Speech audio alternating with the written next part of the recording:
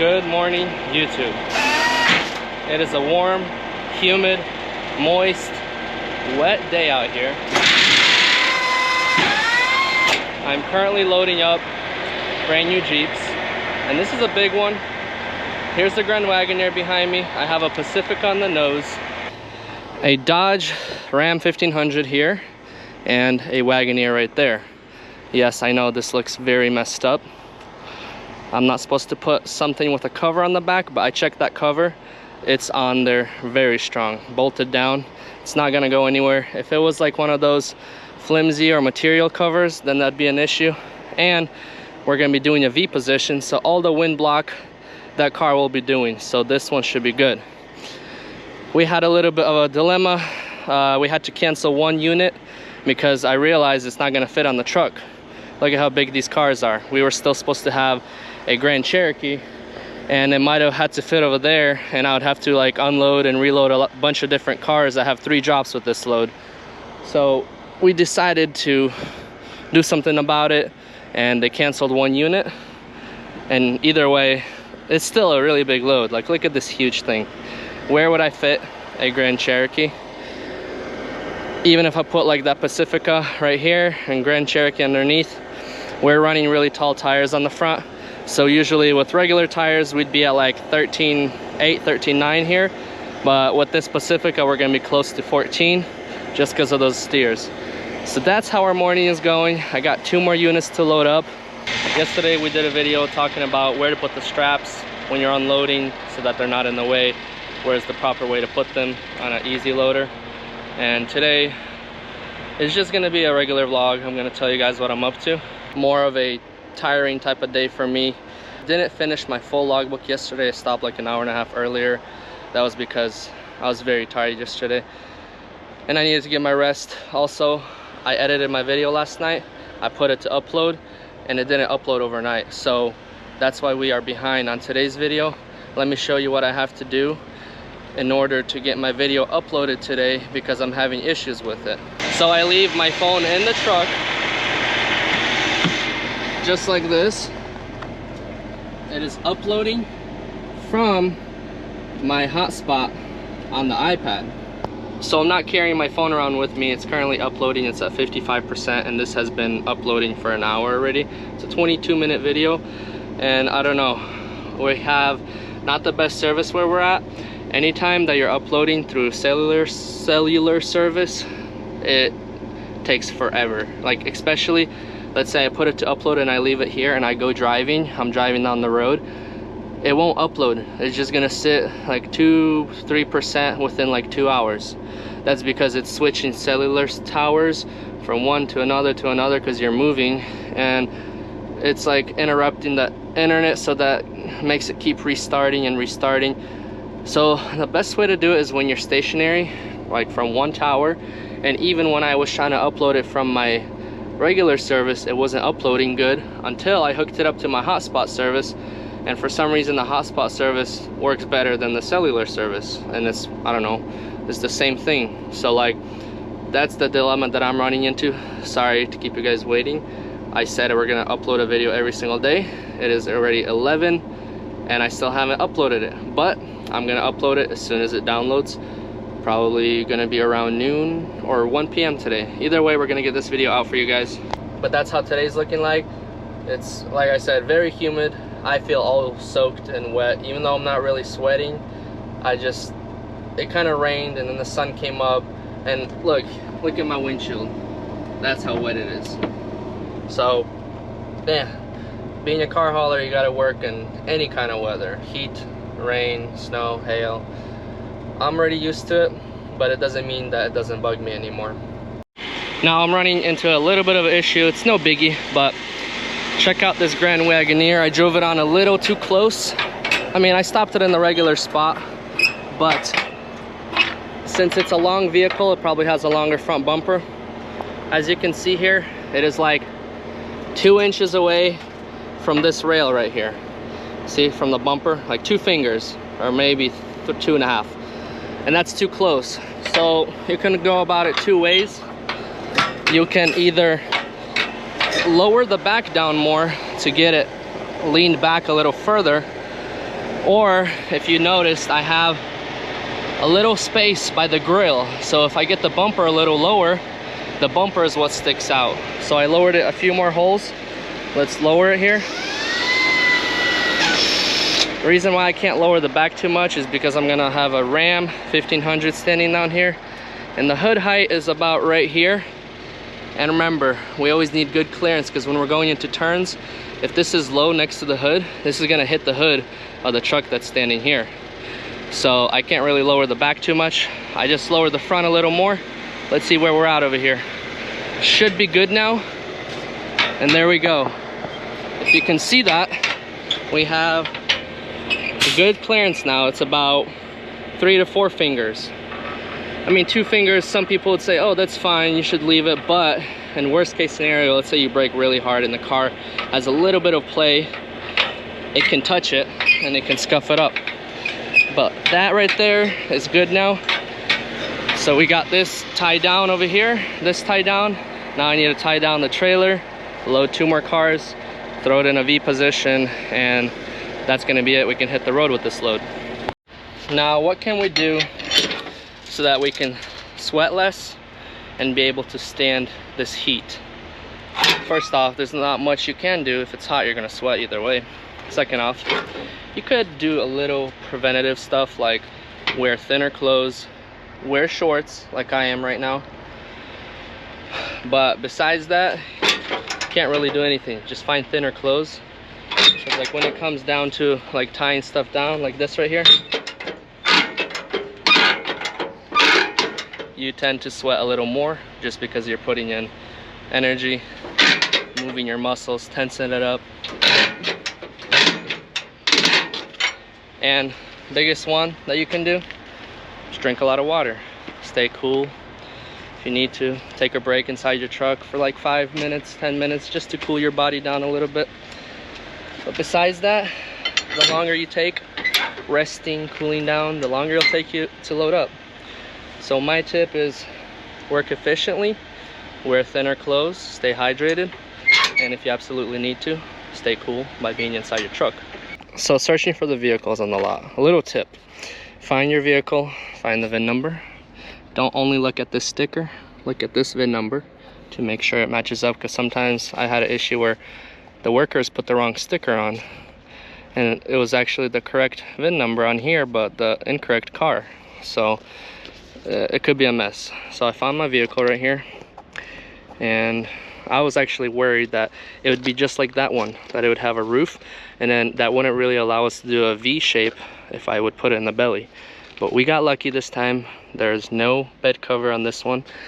So if you find your vehicle, you gotta start walking, squatting down, looking at every little inch of it and checking if there's any damage.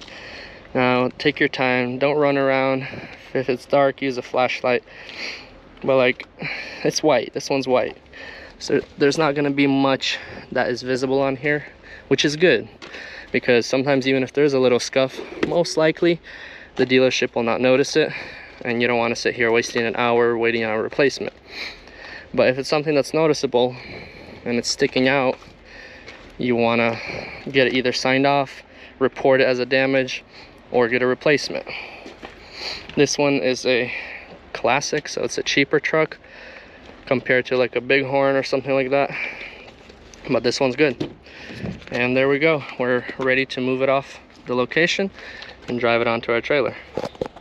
By cheaper truck, look at this key. There's no remote to it, and I don't know if there will be a remote to it unless they hid it somewhere.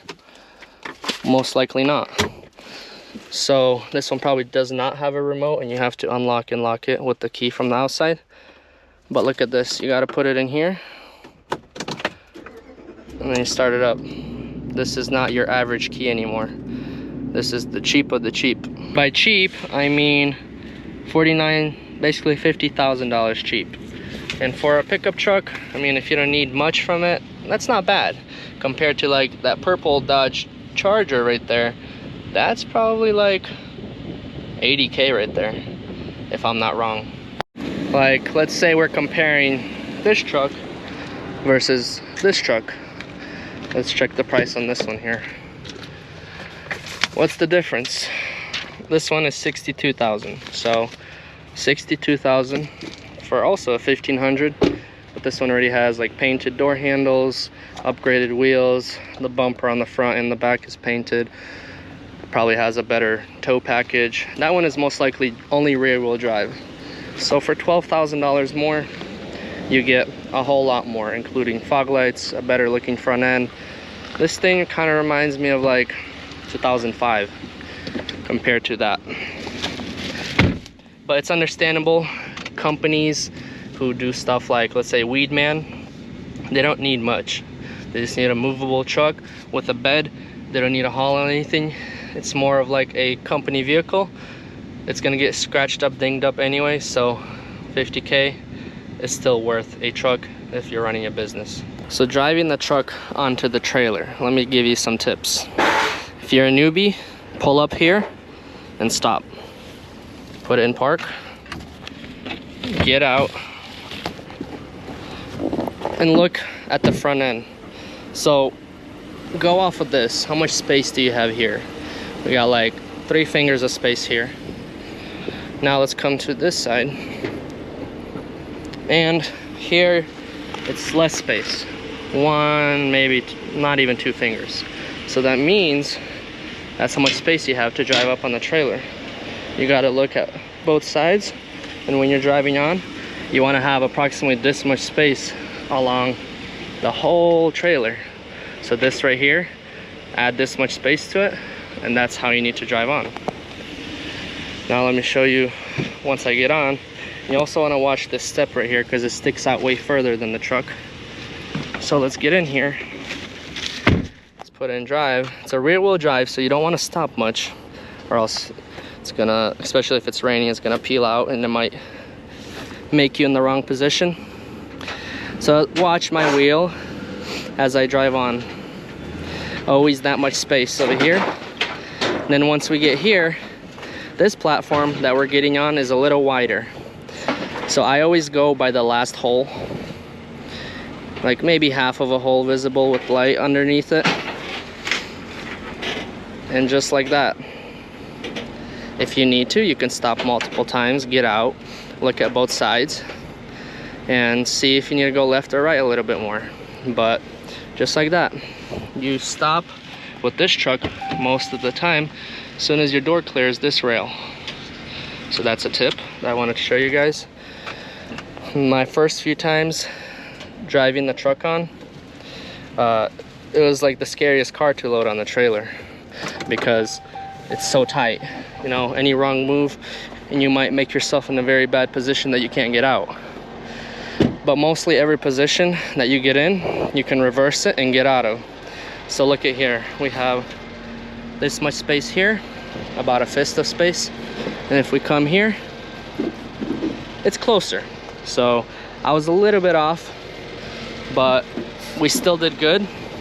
You're not gonna get it perfect each time, and when I'm pulling it off, all I gotta know is I gotta stay tight to this side so that I don't grab that side.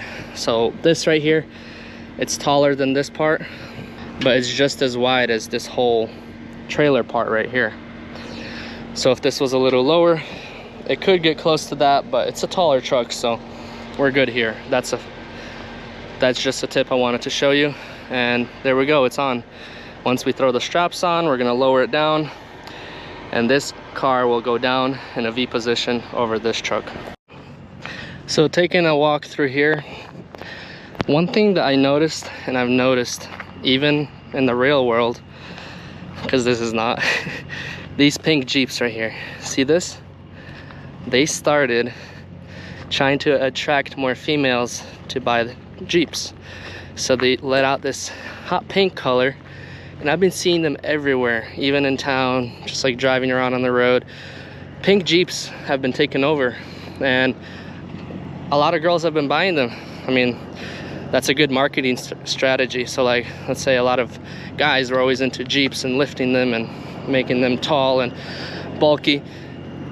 They let out a hot pink one, and girls see it and they're like, ooh, I should get a Jeep now. Because I mean, Jeeps are nice, you know, they have a reputation by now. So I've been seeing them everywhere. I don't know. Obviously I wouldn't get me one of them. What do you guys think of the color?